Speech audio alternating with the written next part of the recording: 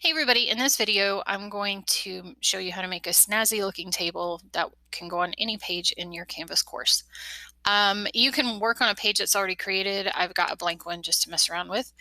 I'm going to hit enter a couple of times just to give myself some space in case I want to add, I don't know, an image or text up here. My table is going to go down here.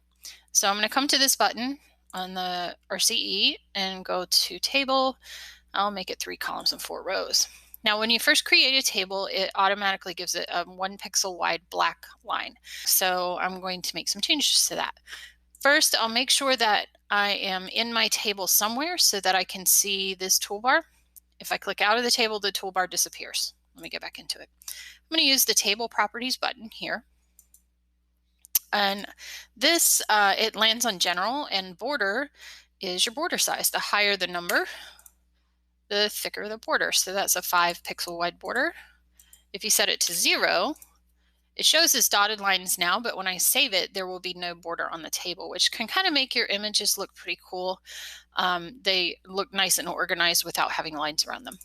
Okay, but for this, I want to have a medium-sized border. I'll go with 3. And on top of that, I want to make my border a different color. So I'm switching over to the Advanced tab here, and I want my border, I'll make a red one.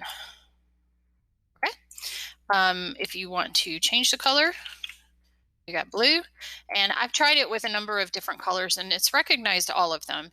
If you get really wild and crazy, you'll figure it out.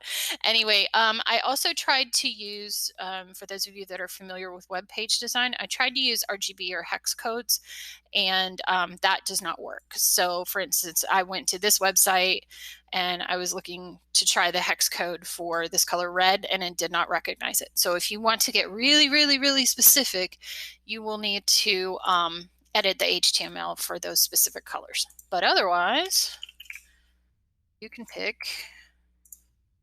just about anything.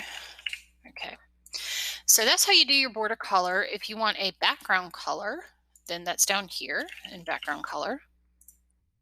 That is terrible, so I'm going to take that back off. There we go. And another thing you can do with your borders in Advanced is you can choose the border style. So if I want a dotted line border, I can choose dotted, outset. That looks pretty neat.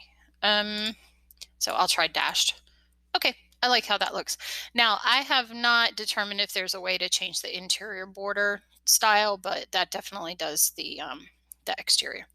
And then, of course, you would come down and save after you get your content into your table. So if you have any questions, please leave a comment or send me an email and I'll be happy to work with you.